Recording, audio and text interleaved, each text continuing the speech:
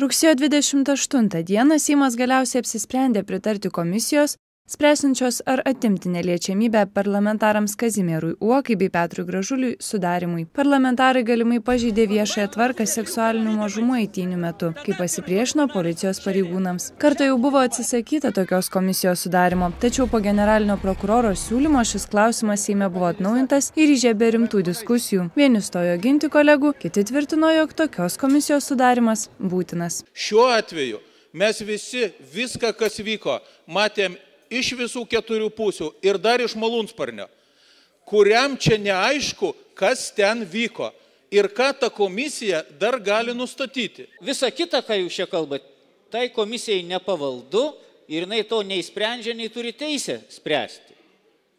Dar kartą prašau jūsų, nevaidinkite teisėjų, mums draudžiama tai daryti.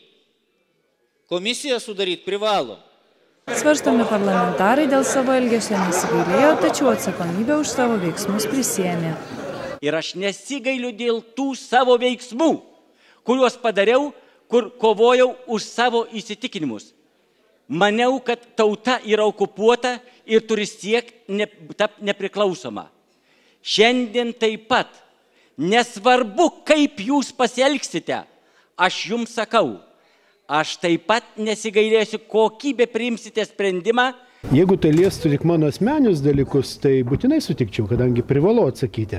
Bet čia liečia Lietuvos valstybės esminius politikos pamatus. Čia jau ne mano asmeninis reikalas. Tai tokiu atveju jūs nenorite, kad būtų byla nagrinėjama? Tai Seimas jau apsisprendžia. Seimas tam ir yra. Komisijai, kuris svarstys, ar parlamentarai tikrai nusipelnė baudžiamosios atsakomybės, pirmininkaus Vytautas Grumbliauskas. Ją sudarys 12 Seimo narių, savo išvadas jų turėtų pateikti iki lapkričio 1 dienos.